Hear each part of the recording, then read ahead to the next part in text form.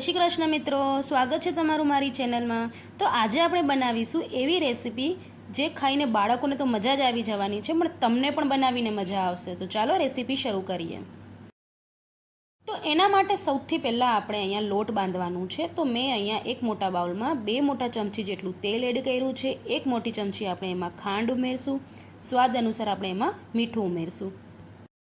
હવે મેં અહીંયા 5 ગ્રામ એટલે કે અડધી નાની ચમચી જેટલી ડ્રાય ઈસ્ટ એડ કરી છે અને હવે આપણે એમાં 150 ml જેટલું નવશેકું દૂધ એડ કરવાનું છે। દરેક વસ્તુને વ્યવસ્થિત મિક્સ કરીને 10 મિનિટ માટે આપણે સાઈડમાં મૂકી દેવાનું છે। જો તમારી પાસે ડ્રાય ઈસ્ટ ન હોય તો એની જગ્યાએ તમે શું વાપરી શકો છો હું તમને આગળ જણાવીશ। તો અહીંયા મેં 250 ગ્રામ જેટલું એટલે કે મોટો 1 બાઉલ જેટલો મેંદાનો લોટ એડ કર્યું છે। એને પણ આપણે વ્યવસ્થિત મિક્સ કરી લેવાનું છે।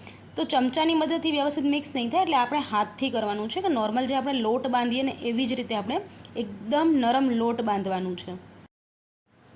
તો આજે આપણો લોટ તૈયાર થવાનો છે ને એમાંથી તમે સ્લાઇસ બ્રેડ છે, પીઝાના બેઝ છે કે પાઉં છે એ તમે ઘરે આરામથી બનાવી શકો છો।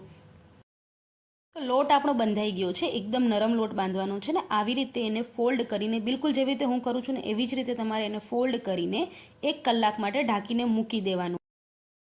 તો લોટમાં આપણે જે ડ્રાય ઈસ્ટ નાખી હતી એનાથી લોટ એકદમ ફર્મેટ થઈ જશે અને ફૂલીને દડા જેવું થઈ જશે। તો તમે જોઈ શકો છો લોટ આપણું કેવું વ્યવસ્થિત ફૂલી ગયું છે। લોટમાંથી બધી એર આપણે આવી રીતે કાઢી લેવાની છે અને લોટને આપણે મસળી લેવાનું છે। તો બાઉલમાં આપણે વ્યવસ્થિત લોટને નહીં મસળી શકીએ એટલે આપણે ટેબલ ઉપર કે પ્લેટફોર્મ ઉપર લોટને મસળી લેશું। તો થોડોક સૂકો લોટ આપણે લઈ લેશું અને એને વ્યવસ્થિત આપણે મસળી લેવાનું છે। એટલે 5 થી 7 મિનિટ સુધી મસળશું।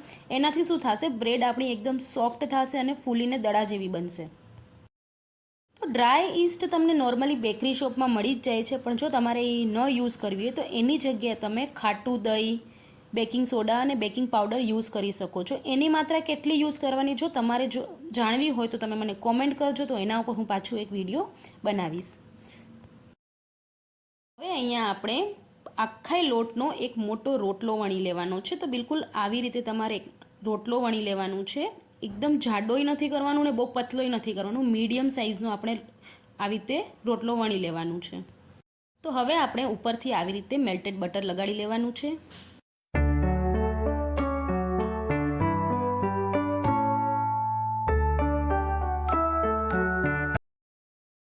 તો હવે વાટકાની મદદથી હું અહીંયા નાના નાના ગોળ જેવા શેપ આપી દઉં છું। તો બધાય લોટનું આપણે આવી રીતે નાના નાના ગોળ બનાવી લેવાના છે, એટલે કે પૂરી કહીએ ને એવી રીતે તમે બનાવી શકો છો।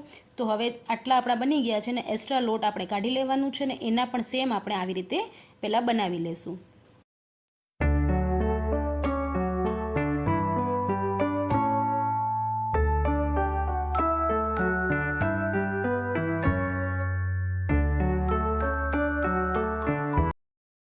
હવે આપણે અહીંયા કટરના મદદથી કટ આપવાના છે। તો તમે જોઈ શકો છો હું ખાલી વચમાં બંને સાઈડથી કટ આપું છું, આખું કટ નથી આપવાનું, આપણે ખાલી વચમાં આવી રીતે જ કટ આપવાનું છે।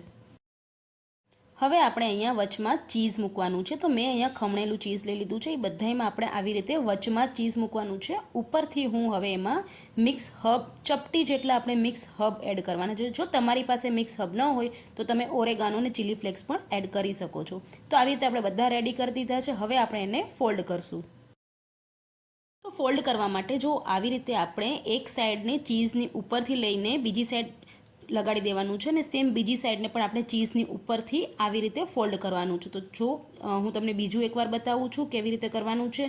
તો બિલકુલ આવી જ રીતે આપણે ફોલ્ડ કરવાનું છે, એનાથી તમારું ચીઝે બહાર નહીં આવે અને એકદમ વ્યવસ્થિત તમારું આ શેપ બનીને તૈયાર થઈ જશે।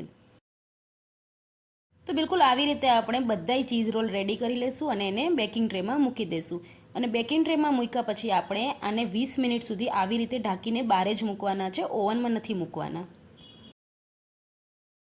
તો 20 મિનિટ થઈ ગઈ છે। તો હવે આપણે અહીંયા ઉપરથી બ્રશની મદદથી ઉપર આપણે થોડુંક દૂધ લગાડી લેવાનું છે। તો બ્રશની મદદથી આપણે લગાડશું એટલે વ્યવસ્થિત બધાય રોલને દૂધ લાગી જશે। ચીઝ રોલને બેક કરવા માટે આપણે ઓવનમાં 180 ડિગ્રી ઉપર 25 મિનિટ માટે આને બેક કરવા મૂકી દઈશું। તો આ તમે જોઈ શકો છો આપણા ચીઝ રોલ બનીને રેડી થઈ ગયા છે।